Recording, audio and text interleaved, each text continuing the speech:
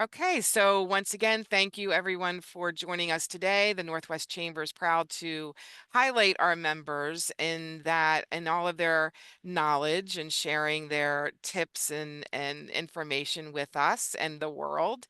We do record these webinars and you'll be able to see them on our YouTube channel.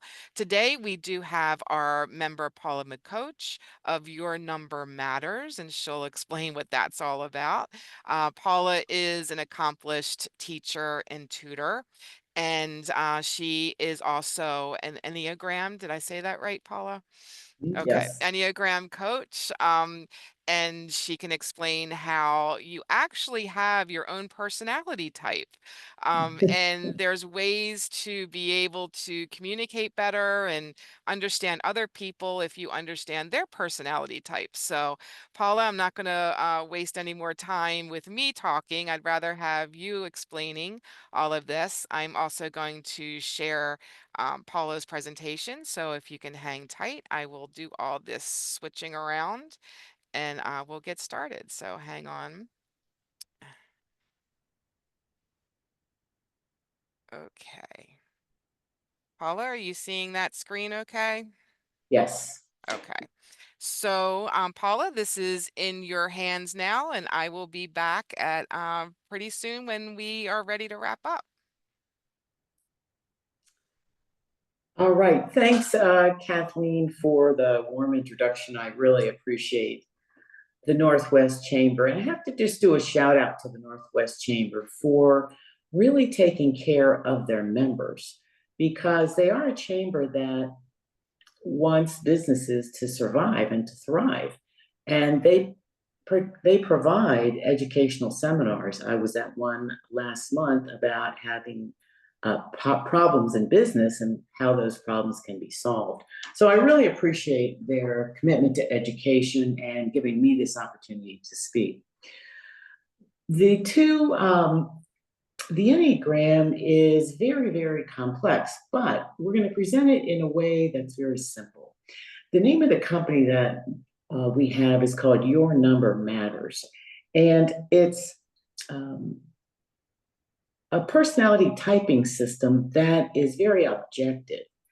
It's an easy way to learn about yourself and to find ways to get unstuck in places where you're like, I just keep running into the same person, the same conflict, the same issue in my life. But with our typing system, we can point you very clearly to where to go that will get you out of that being unstuck, that being stuck place. So you can find us on LinkedIn and, of course, under my name, Paula McCoach at yahoo.com. We do workshops like this on communication. We have staff trainings, and of course, we do personal consults where we can really do in-depth studies to help see where you're stuck. But enough about that. Today, we're going to talk about three really distinct communication styles. Everyone has one particular communication style that we go to on a regular basis. The purpose of what we do is we will pinpoint what your communication style is and then see situations where it's working and situations where it's not working. So we're going to give you the option of trying all three in different situations, and so you can move back and forth fluidly between the different communication styles and choose and find the one that works, because we all want our business deals to go through. We want to be able to communicate with our clients. We want to be able to communicate with people in our lives, our loved ones, family, friends, children. And it's the key to really everything: relationships, business, being happy in life. Now, there was an old movie many, many years ago, and I know some of you on here will remember it, where one of the characters, who was a prison guard, said, "What we have here is a failure to communicate." And you remember that? I know some of you do. The movie was called Cool Hand Luke, and it was the prison warden who was, I think, standing over Paul Newman. And the problem was the prison warden was doing the aggressive communication, and Paul Newman was doing the withdrawing communication, saying nothing. So when in life or who in life currently are you having difficulty communicating with? See if you can think of a particular person, somebody in your professional life, somebody in your company, a family member, a friend, a neighbor, a spouse.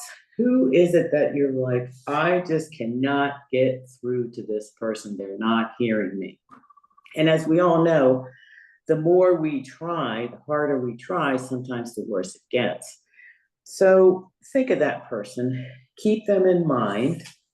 And as we go through, I want you to decide which style you're using that's not working, and then choose one of the other two that may work a little bit better.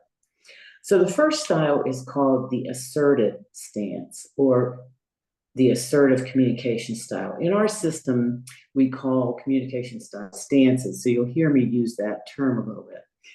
And in the assertive stance, the numbers, if you are an assertive person, your number, once in a while you hear me mention numbers. So at the end of the presentation, you'll have a little bit of an idea of what your Enneagram number is. The assertive stance is 3, 8, and 7. So with the assertive stance, the person is very clear, very direct. They use I statements. They use eye contact. They stand in the space. They want a win-win situation. They're very confident in their body language. They do respect personal boundaries, so they're not aggressive. They're not aggressive, but they're just assertive. And they want things to get resolved.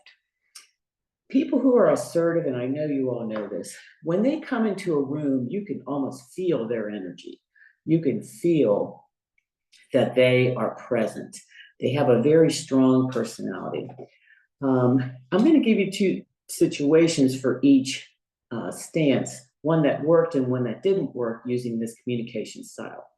So for assertive, remember they want things to happen. They say, I feel like this, I think like this, it would be better if this.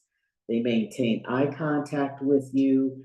They're not aggressive. They're not going to get in your personal space. I think I've said that, but they're very direct. This situation is a situation where we were hoping this person would come and talk with us to get some different strategies, but they did not. It was a mother and a son, and the son was very assertive, even to the point where he was aggressive. And the mother remained very neutral. She just sort of stood back. And the son continued to be very aggressive, almost to the point where I would say it was crossed over into an abusive situation. And the mom did not withdraw and kind of protect herself or move forward and sort of be a little bit assertive herself and say, like, this isn't okay.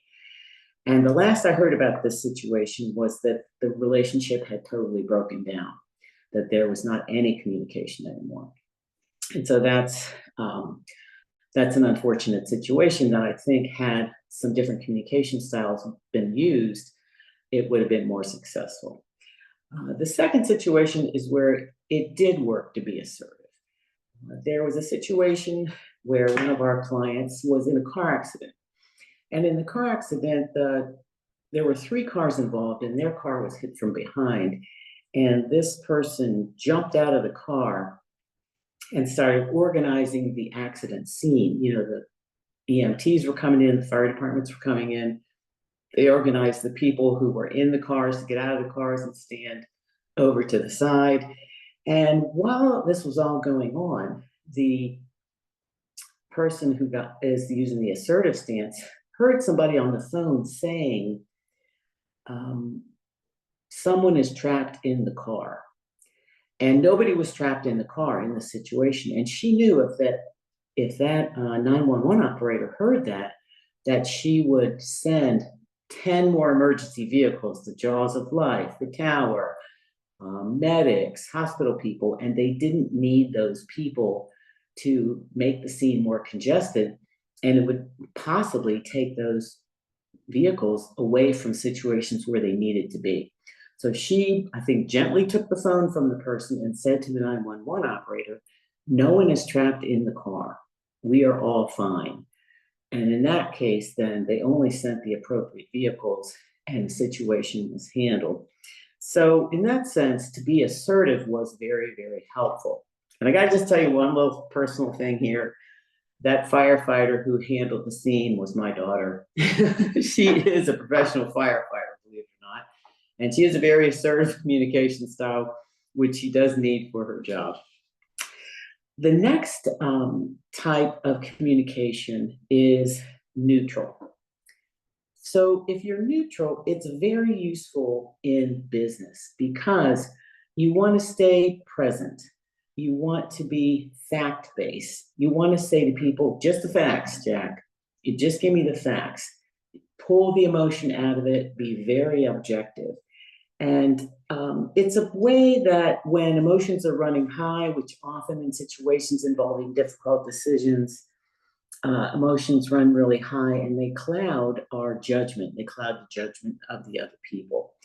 So if you're in this neutral stance, you focus just on the information. You remain very professional. Language is very measured. I know we all have been in situations where people are talking fast, we're all talking at the same time. And if we can just step back from that assertive stance into the neutral stance and feel like, okay, just take a breath, um, focus on the information, not the feelings, use very measured language. We're going to just make a decision based on the facts. Keep distance from the emotions. You can go back to that part later and avoid taking sides. In the neutral stance, sometimes we call it the present stance, where you're not assertive, you're not pushing kind of against people, and you're not withdrawing, you're just present in the situation. The numbers for the neutral stance are ones, twos, and sixes. They're very, very good at the neutral stance. For in the neutral stance, here's two stories of when it worked and when it did not work.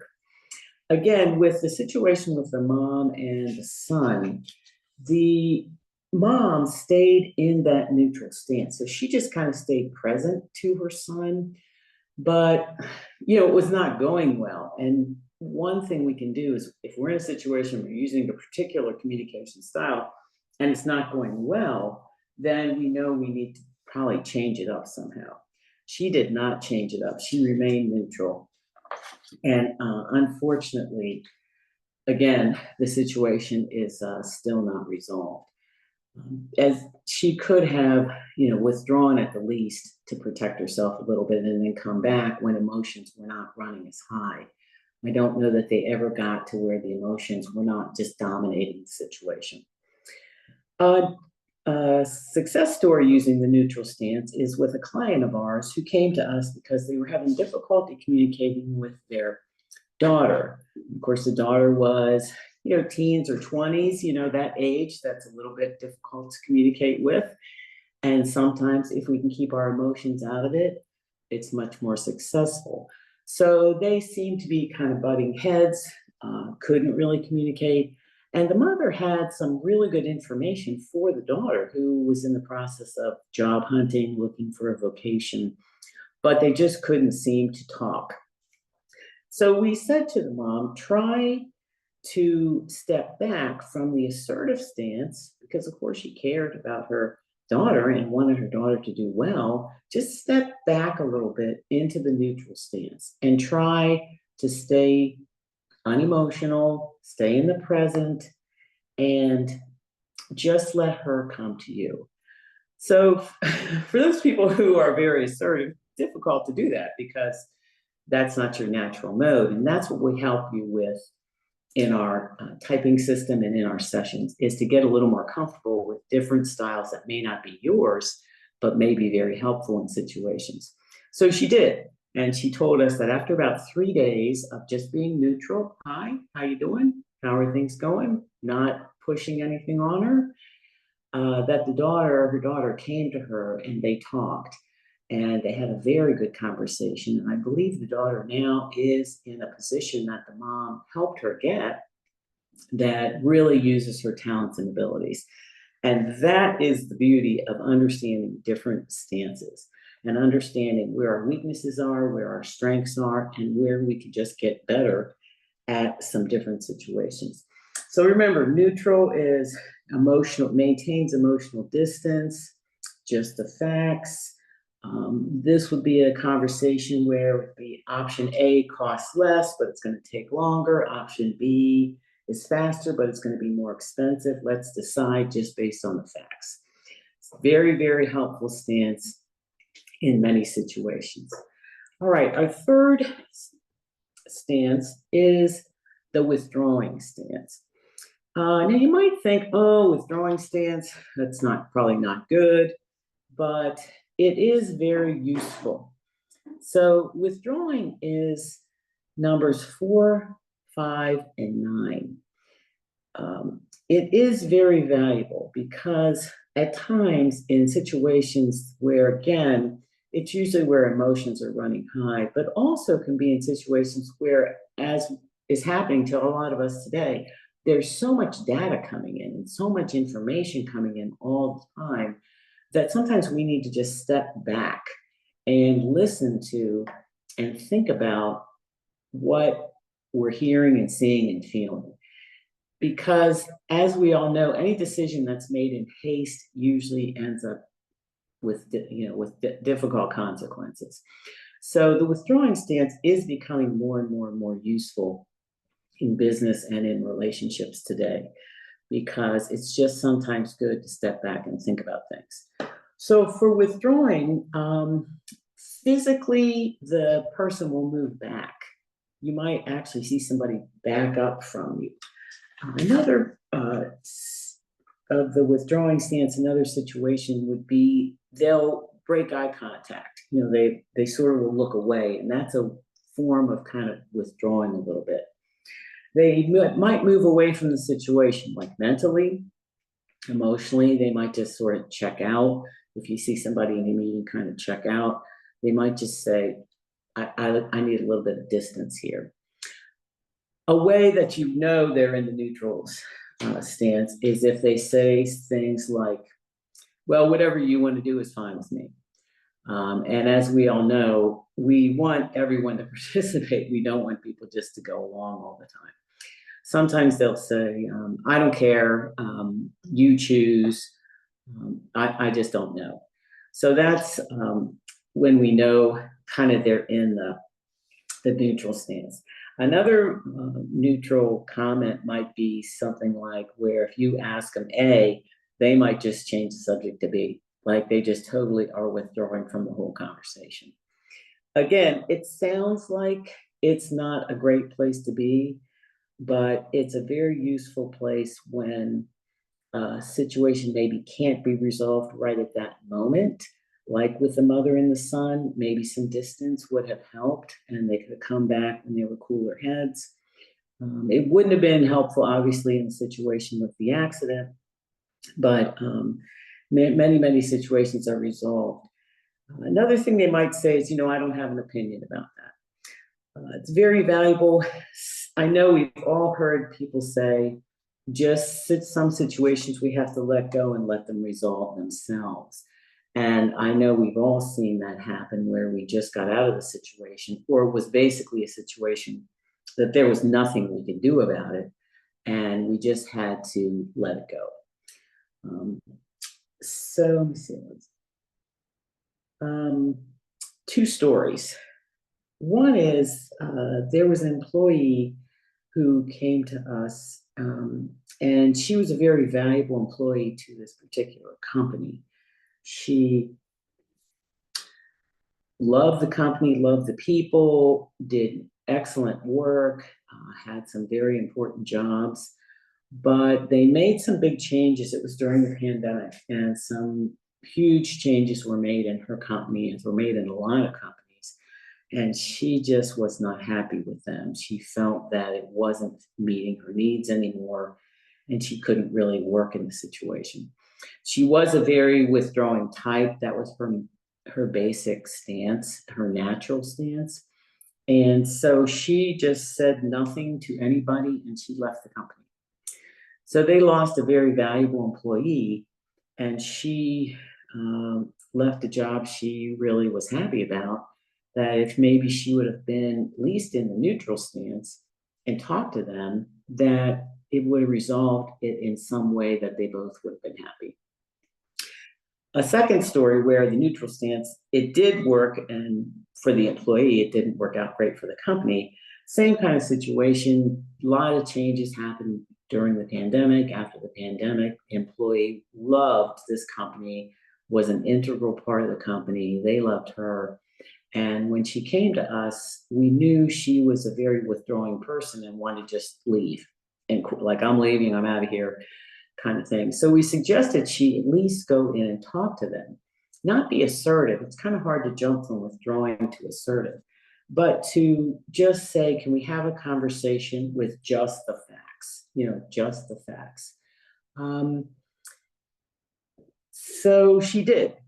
She went in and she talked to them about the situation, why it went against her values, asked if she could have these certain changes.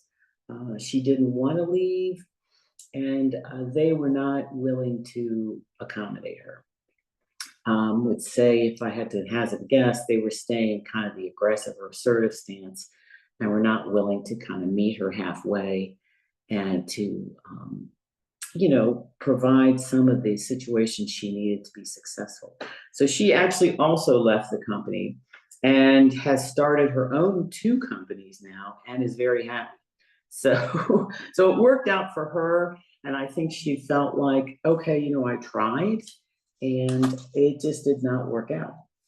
So go back, think about the person or situation you had in mind at first. Which communication style are you using? Are you withdrawing? Are you neutral? Or are you being assertive?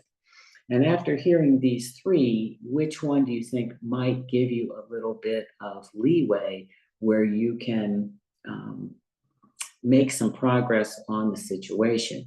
Do you need to pull back and be neutral, just the facts? Be a little more assertive if you're sort of a withdrawing person, or just at least move up to neutral where you can talk with people about the situation. So we each have our own style, but each situation is very different too. A family situation might be very different from a work situation, or even a situation you have in a store or something like that. So think of the style that would work best for you. And then each situation, try to reflect on, okay, which communication style will probably get me to resolution in this situation? Because that's what we all want. We want our relationships to be good, business to be good, and we want to be able to communicate with people because that's kind of the key for everything. So again, our company is called Your Number Matters. We take you through, this is one aspect of what we can help you with in terms of learning how you normally function in the world, where you might be hitting some snags, and helping you and giving you really concrete, clear, walk out the door strategies to use. We also can come talk to sales teams, clients, family members, churches, anywhere where you think people could use some information on maybe moving out of situations that just aren't working for them. So again, think back where you are in terms of communicating, and let us help you with moving through situations that you felt like, oh, this is never going to get resolved. It's never going to get resolved. Most things can easily be resolved. And I see Kathleen, I think, coming back in.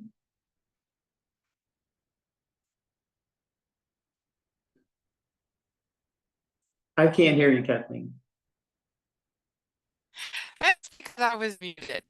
So, thank you so much, Paula, for sharing that really interesting information. And like, who knew? Who knew that we could, understand how to communicate better just by understanding what somebody's number is, and what kind of personality that they have. So there is a question. It's asking, what if the other person is the same number? what if it's two people withdrawing or two people that are assertive, and how do you change that? Well, great question. And it what you would do in that situation is to shift your communication style. So if they're withdrawing, maybe you pull and move. I would move into the neutral stance and just say, "Hey, can we talk about it a little bit? Is there, can we just have a little conversation about it? Just maybe five. Let's talk 5, 10 minutes, and then we'll take a break." You could become assertive and say, "I really would like a resolution to this." I would say if the person's very withdrawing, I would just go to the neutral stance. If they're very assertive, the difficulty is if two people who are very assertive come together, it can explode into being aggressive. So if the person's assertive, I would definitely pull back into the neutral stance and just say, hey, let's just take the emotion out of it. Can we talk for a little bit, set a time limit, and we'll come back and talk about it tomorrow. So I think just shifting stances, and that's the beauty of knowing your number is you know your main stance, but you learn the other two so you can shift when you need to. I want to let you know of a comment that we just received. It said, "This is so relevant for the existing and incoming workforce. This would be Mm. great for several HR departments to do for their staff." So, if you do own a company or you work at a company with onboarding and exiting processes for staff, I think this would be an excellent concept to understand and teach, to their staff coming in, the new employees. One last question is, can you be more than one number? Oh, I love that question. No, actually, you can't. And some people think as you get older, you change numbers, but you always stay the same number. That number just gets to be healthier, hopefully, if you're working on yourself, but you always remain the same number. Now, to get even more into it, it's very interesting is you have your number, but you're influenced by different numbers in the wheel. It's kind of like a wheel that goes around. And so you're influenced by those different numbers, which can have a great effect on your life. So it's good to know yourself and then your other numbers. So people might think they change numbers, but really they just become a healthier version of the number they are. Okay. Well, who knew? Your number does matter, Paula. So thank you for sharing your knowledge and information with us. It does give us something definitely to think about as we're getting into some either heated conversations or ways to communicate that, maybe it's not working for you right now, and this is good to reflect back and remember what Paula said. So, Well, again, let me say yeah. one more thing, Kathleen. If you're talking to medical professionals as well, usually if you're the patient or taking care of the patient, you're in a very heated emotional state, and they're usually in a very factual state, which Mhm. is good. If you can move from being emotional at the time to hear what they're saying, that's when shifting your stance would be really valuable too. So it helps Perfect. with everything. All right. Well, thank you for our counseling today. And we appreciate again you taking time to share your knowledge with us. Please show us some love, and you can look at this video again, and you can comment, like it, share it on our YouTube channel. We would love for you to do that. If you're not subscribed to our YouTube channel, please do that. Paula, did you have something else to say? I wanted to say again, thanks to the Northwest Chamber for the continuing education. Oh, of course. We really love being able to highlight some of our members that can share their knowledge and background and perspectives, for everybody to learn from. So, again, thank you, Paula. And we will see everybody back, I hope, for our next webinar. So, everybody have a wonderful day.